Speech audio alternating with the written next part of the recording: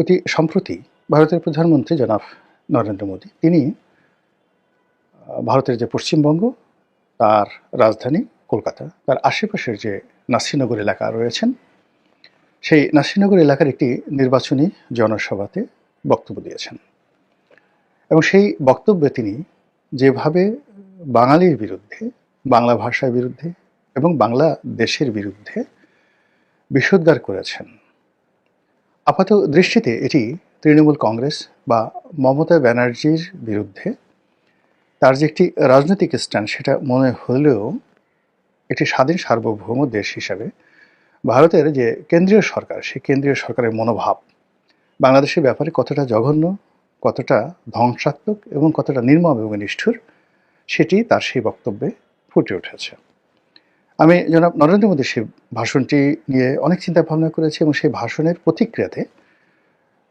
তৃণমূল কংগ্রেসের সভানেত্রী এবং পশ্চিমবঙ্গের মুখ্যমন্ত্রী মমতা ব্যানার্জি তিনি যে বক্তব্য দিয়েছেন সেই বক্তব্য শুনেছি সেই বিষয়গুলো নিয়ে সংক্ষেপে আলোচনা করার চেষ্টা করব আপনারা জানেন যে আসাম সেখানে আসাম এবং ত্রিপুরা এখানে নরেন্দ্র মোদীর যে রাজনৈতিক দল বিজেপি তারা সেখানে অতীতে যে কোনো সময় আসছে ভালো করেছে অর্থাৎ সেখানে বিজেপির শাসন চালু হয়েছে কিন্তু স্বাধীন ভারতের রাজনীতিতে সবসময় বাংলা মানে পশ্চিমবঙ্গ খুব গুরুত্বপূর্ণ ভূমিকা পালন করেছে পশ্চিমবঙ্গের কারণে যাকে বলা হয় পুরো রাজনীতি বারবারই উলটপালট হয়েছে কখনো যাকে বলা হয় রাজনীতিবিদদের দ্বারা কখনো শিল্প সাহিত্যিক কবিদের দ্বারা কখনো ব্যবসায়ীদের দ্বারা পশ্চিমবঙ্গ পুরো ভারতবর্ষের রাজনীতি নিয়ন্ত্রণ করেছে একসময় ডাক্তার বিধানচন্দ্র রায় জ্যোতি বসু এরপরে তারও আগে মাওলানা আবুল কালাম আজাদ হুমায়ুন কবির এরপরে সর্বশেষ যে রাষ্ট্রপতি ছিলেন প্রণব মুখার্জি এই সমস্ত দিকপাল ছাড়াও শরৎ বসু তারপর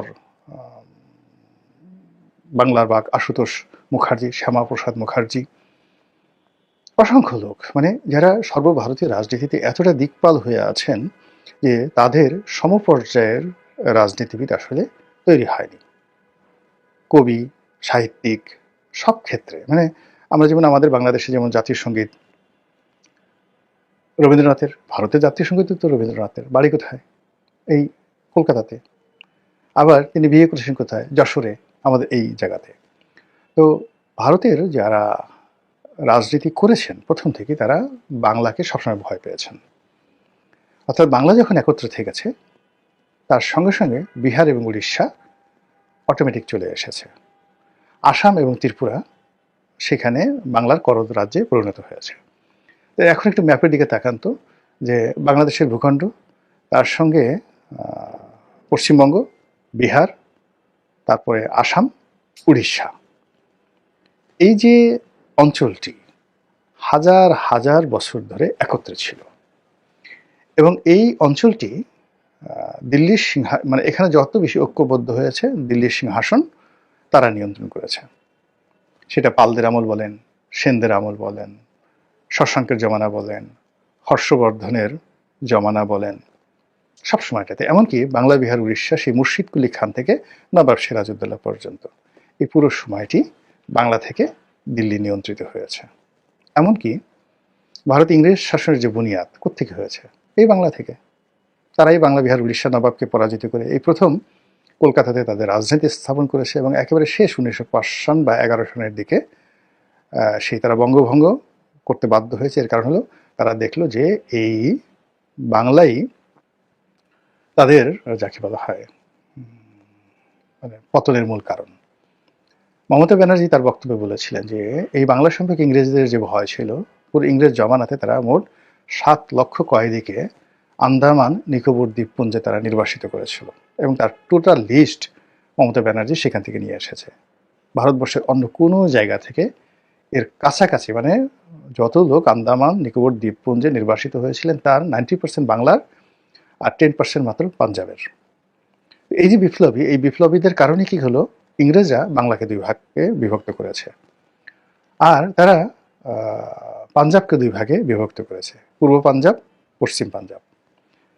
পাকিস্তানে যেমন একটা পাঞ্জাব আছে, আবার ভারতের একটা পাঞ্জাব আছে। ফলে এই দুটো পাঞ্জাব যখন একত্র থেকেছে তখন তারাও দিল্লিকে ডমিনেট করেছে, কিন্তু বাংলার মতো এতটা করতে পারেনি কখনো। এই জন্য সেই আকবরের জমানাতে, তার আগে সুলতানি জমানাতে, মানে সেই কুতুবুদ্দিন আইবেক থেকে শুরু করে মুঘলদের আসার পূর্ব পর্যন্ত যে জমানাটা, সেই প্রায় 400 বছর, এটিকে সুলতানি জমানা বলা হয়।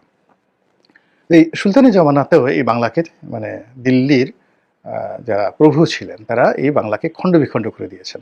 কখনো তারা 12 ভূঁইয়া বানিয়েছেন, কখনো বাংলা বিহার উড়িষ্যা করেছেন, কখনো ঢাকা থেকে মুর্শিদাবাদে নিয়ে গেছেন, সব এলোমেলো করে দিয়েছেন। আর সর্বশেষ যেটা যাকে বলা হয় যে ইংরেজরা যেটা করেছে সেটার উপর কিন্তু ভারত আছে।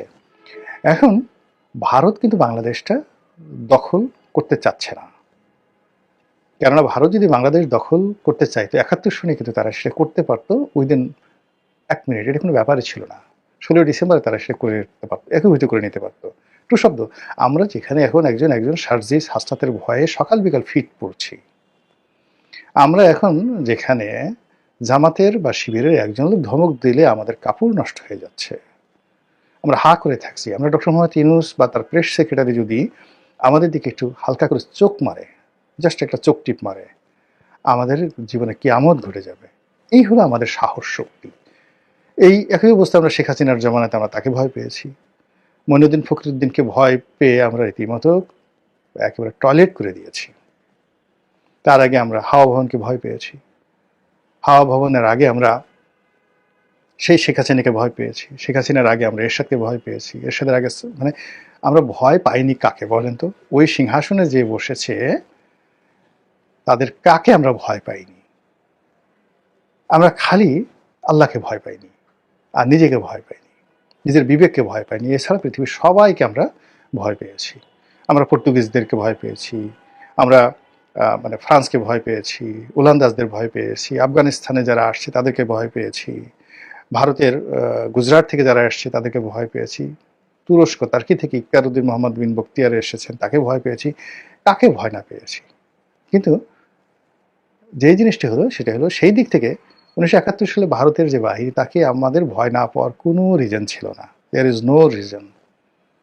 আমরা সেই 71 সনের সাথে আমাদের সাহস বাড়ার কথা না, এখন আমাদের তো অনেক সাহস এখন বেড়ে গেছে, এখন প্রযুক্তি আছে, ওটা আছে, ওটা আছে, আমরা ক্যান্টনমেন্ট মানে পুড়িয়ে দিতে চাচ্ছি, দখল করতে চাচ্ছি। এই সাহসের মধ্যে যার যার অবস্থান থেকে আমরা কিভাবে আমাদের হাত পা কাঁপছে, ঠ্যাং কাঁপছে। আমার কাছে মনে হচ্ছে যে আমাদের যারা এই মুহূর্তে যত বেশি গলা কাঁপাচ্ছে, বড় কথা বলছে, তাদের ঠ্যাং বা পা তত বেশি থরথর করে কাঁপছে। তো এই কম্পনটি কি পর্যায়ে ছিল 1971 সনে, ওটা যারা 71 সনে ছিলেন তারা বুঝতে পারবেন। আমরা গ্রামে ছিলাম, তো ওই সময়টাতে গ্রামের মানুষের যে কি পরিমাণ ভয় ছিল, আপনি এগুলো বললে হাসতে হাসতে আপনারা মরে যাবেন। অনেকে ধরুন পাট খেতে বসে পায়খানা করছে, হঠাৎ করে খবর এলো মিলিটারি আসছে। মিলিটারি আসছে এই কথা শুনে সে যে কি করতেছিল এটা ভুলে গিয়ে সে যে দৌড় দিছে, দৌড় দেওয়ার সময় না আছে গামছা, না আছে কাপড়, ক্ষেত থেকে বের হওয়ার পর বুড়ার সারা শরীরে দেখা গেল পায়খানা লেগে আছে। এইরকম ঘটনা। অথচ মিলিটারি তখন ফরিদপুর জেলাতেই আসেনি, ফরিদপুর জেলার কোথাও মিলিটারি ক্যাম্প ছিল না। আর সদরপুরে আমি যে গ্রাম, সেই গ্রামে মিলিটারির ভয়ে এই ঘটনাগুলো ঘটেছে। অনেক মহিলার কি বলবো, আল্লাহ মাফ করে থাকতো, অবাত আস্তাগফিরুল্লাহ, প্রেগন্যান্ট যারা ছিলেন, কি যে হয়ে গেছে আপনি বলতে পারবেন না।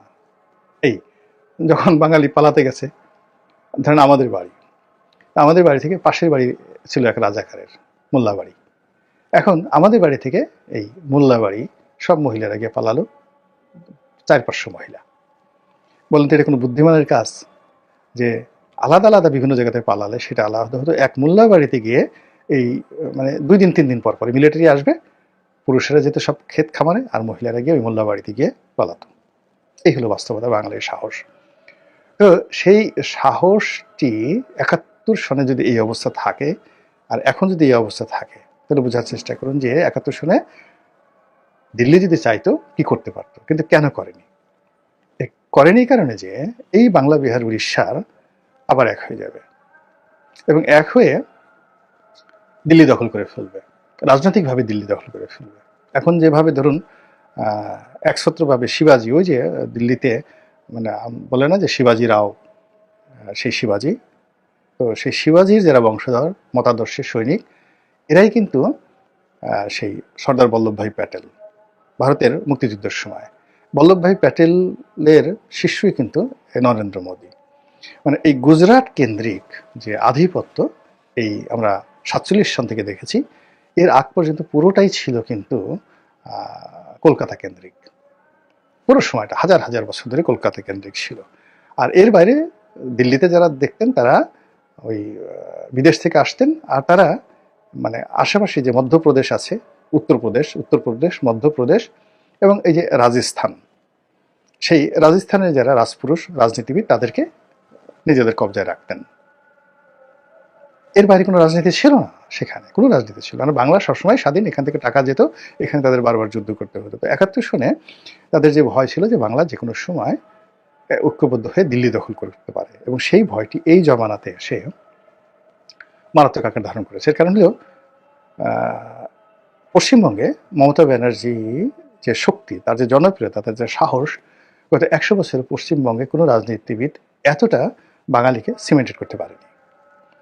2 নম্বর হলো যে এই বাংলাদেশের এই ভূখণ্ডটি এখন এই মুহূর্তে ধনের সম্পদ পরিপূর্ণ হয়ে এমন একটা ভার্নারেবল অবস্থায় চলে গেছে, এটাও অতীতে গত 100 বছর আপনি কখনো দেখবেন না। অর্থাৎ এটাকে হুমায়ুন যেটা বলেছিলেন দোজখপুর জান্নাত, মানে এখানে এখন আজকের দিনে হাজারো সমস্যা আছে, কিন্তু তারপরেও এখানে যে সম্ভাবনাগুলো আছে, মাটির নিচে, আকাশে এবং মাটির উপরে, পশু পাখি কীট পতঙ্গ এবং মানুষ, এদের মধ্যে সম্মিলিত যে প্রাকৃতিক রিসোর্স রয়েছে, আমেরিকার জিহ্বা বের হয়ে আছে এই রিসোর্সগুলো, সম্পদগুলো নেওয়ার জন্য, ভারতের জিহ্বা বের হয়ে আছে, তারপর ব্রিটেন, ফ্রান্স থেকে শুরু করে এমনকি সৌদি আরব, এমনকি তুরস্ক, তারা সবাই এই বাংলার উপরে কর্তৃত্ব দেখাতে চাচ্ছে।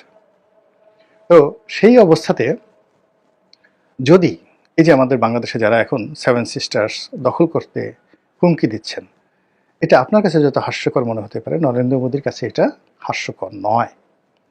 তিনি এটা খুব সিরিয়াসলি নিয়েছেন। এমনকি দিল্লির যারা কর্তা ব্যক্তি রয়েছেন, কংগ্রেসের যারা কর্তা ব্যক্তি রয়েছেন, শশী থারুরের মতো যারা থিঙ্ক ট্যাঙ্ক রয়েছেন, তারা সরাসরি হাসনাতের নাম উচ্চারণ করে, মেনশন করে, বা ওসমান হাদির নাম মেনশন করে এখন তারা বক্তব্য দিচ্ছেন যে এটা এই শশী থারুরদের নাক এত উঁচু, তারা তো শেখ হাসিনার নাম উচ্চারণ করতে চায় না, বঙ্গবন্ধুর নাম উচ্চারণ করতে চায় না, প্রেসিডেন্ট জিয়াউর রহমানের নাম শশী থারুর কোনোদিন উচ্চারণ করেছেন, যেখানে তারেক রহমান সাহেবের নামই জানেন কিনা সন্দেহ, এরকম একটা ভাবসাব তারা দেখান। তো সেখানে কতটা দায় ঠেকলে তারা হাসনাত, সার্জিস কিংবা মানে সেই যে পাটোয়ারি, নাসিরউদ্দিন পাটোয়ারি, আক্তার, এদের নাম নিচ্ছেন, ইউনূসের নাম নিচ্ছেন, ঘন ঘন ইউনূসের নাম নিচ্ছেন, ইট মিনস তারা ভয় পাচ্ছেন।